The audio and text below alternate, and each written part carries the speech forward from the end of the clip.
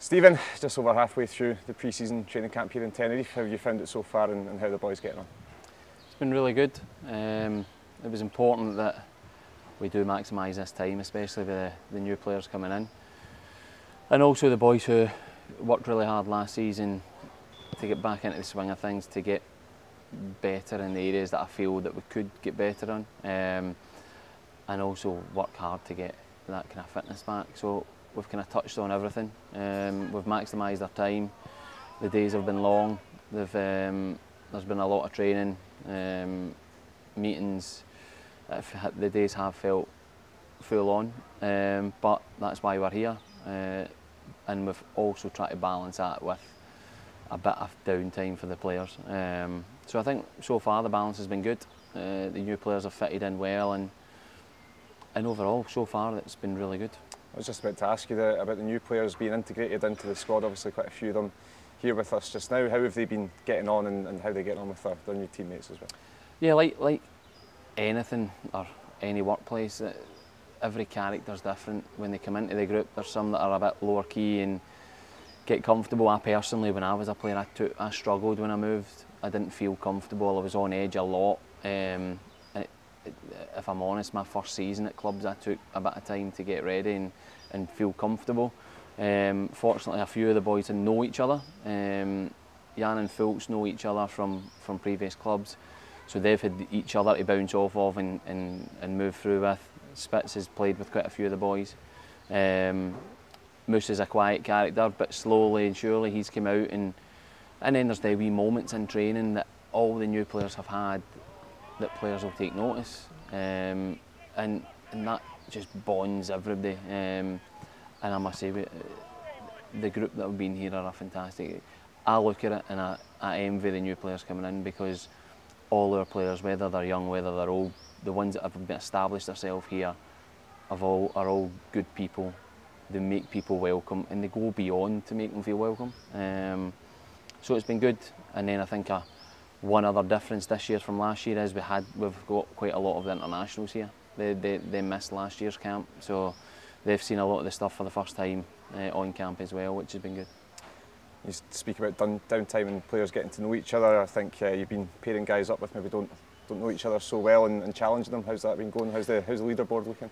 Yeah, it's something I've just thought about when I retired, and I felt, how can we get players? Because naturally some players are quiet, they sit, and when you get into the dining room, there's a lot, you just go into that mode of sitting where you started sitting. And so yeah, we pair the whole squad up. Everybody in the squad's got a pair. From the moment you arrive to camp to the end, there's points on offer.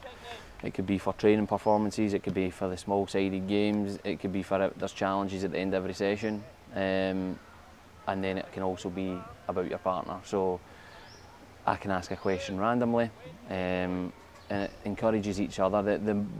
Last year when we done it, we got a really good response. This year you've got Yataro with Callum Ewenhoff, you've got Musa with Denham, you've got so it's very random, but it makes them have to ask questions about their family, about their history, about what they like, and it's worked well. So the leaderboard's tight as the week goes on. The points get higher and there's more points on offer, and it all comes to a conclusion in the last night. So yeah, we're in a good place. There's loads of points. The first morning we wake up, first pair that can produce a selfie in the group chat.